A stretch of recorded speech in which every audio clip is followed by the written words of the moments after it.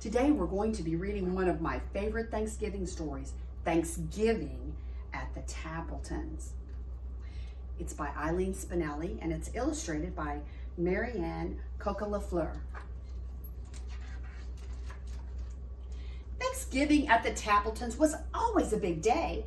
Thanksgiving at the Tappletons meant, of course, the Tappleton family.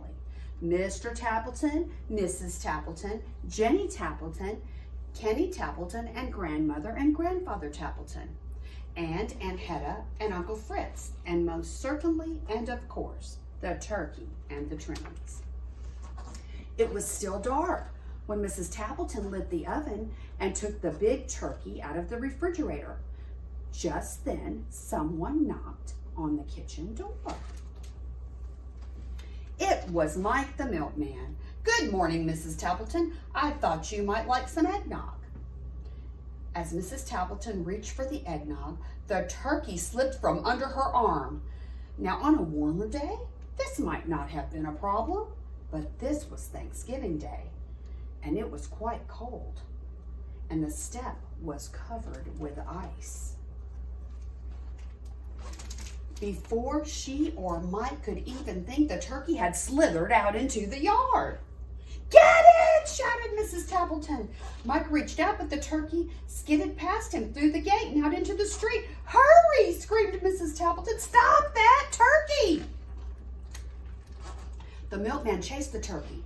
Mrs. Tappleton chased the milkman, and the turkey slid down the hill and into the pond. Plop! Splash! It bubbled out of sight. When Mr. Tappleton came down to breakfast, he took a long sniff. "I don't smell turkey," he said to his wife. "Of course you don't smell turkey," she replied. "You have a cold." "I don't have a cold," he insisted.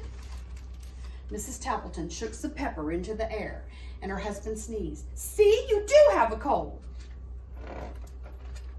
After breakfast, Mr. Tappleton put on his coat and scarf and hat and gloves.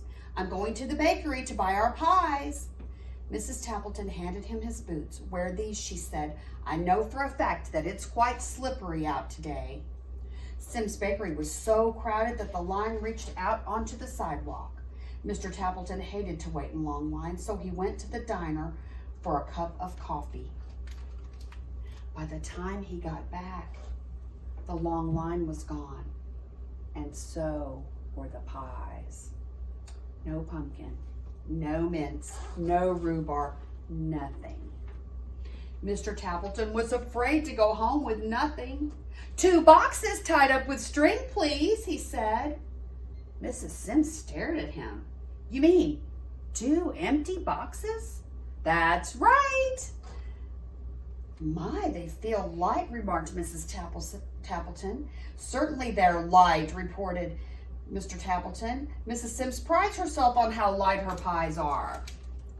Mrs. Tappleton set the table and she called to her son. "Kenny, you may make the salad. There's lettuce in the crisper and carrots and radishes too." Kenny's face grew pale. Just yesterday, he had emptied the crisper and fed all the vegetables to the rabbits in Mrs. Butterworth's class. How could he tell his mother? He couldn't. He covered the empty salad bowl with aluminum foil and stuck it back in the back of the refrigerator. When the others went to pick up the relatives at the train station, Jenny stayed behind to mash the potatoes. Every year this was her job and she loved it. This year she thought, "I'll make them even better. I'll use the blender." Just as Jenny flicked the switch, the phone rang. It was her best friend, Nora. If there was one thing Jenny loved to do better than mashed potatoes, it was talk. Jenny talked and talked and talked and talked to Nora, and she might be talking still today had it not been for a wet glump of something that hit her on the back of the head. She turned to see what it was. Splat! Another glump hit her in the face. The blender was going wild and mashed potatoes were flying everywhere.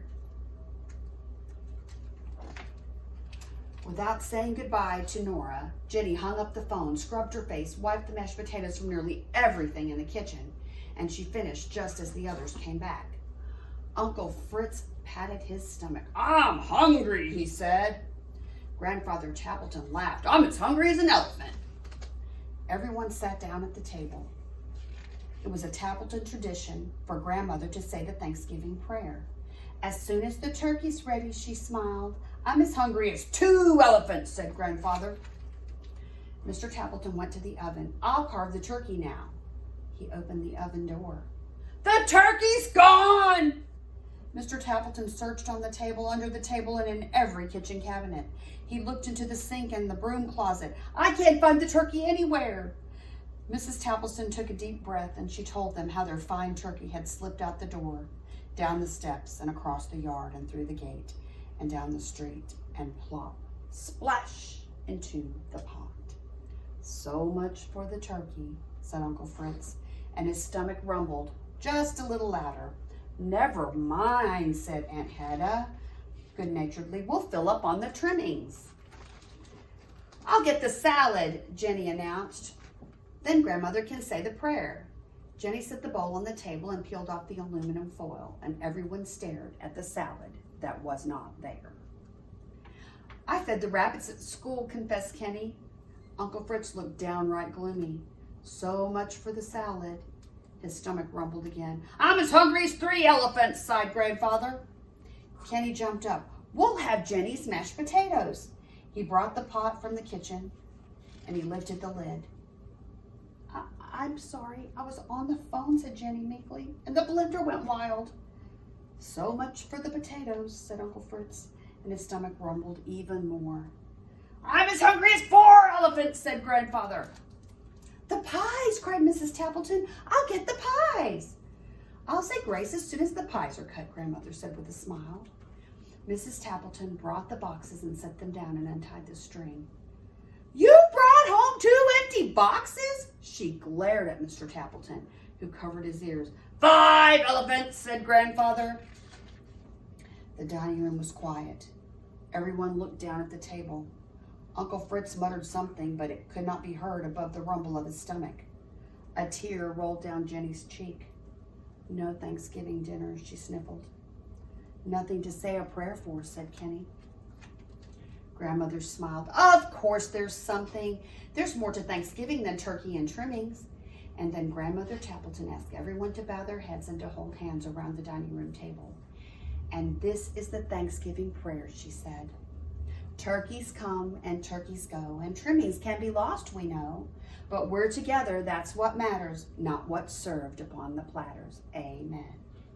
That was a wonderful prayer, said Aunt Hedda. Mrs. Tappleton jumped up. We have liverwurst and cheese in the refrigerator. I'll fix the sandwiches, said Mr. Tappleton. Jenny wiped her tears away. I'll get the pickles, she said. Kenny laughed. I'll open a jar of applesauce for dessert, he said. And so the Tappletons had their Thanksgiving dinner after all. Uncle Fritz's stomach stopped rumbling, and Grandfather Tappleton ate enough liverwurst to feed 6 elephants. In fact, everyone had plenty to eat, but most of all, they had each other. The end. Thank you, and happy Thanksgiving. Bye-bye.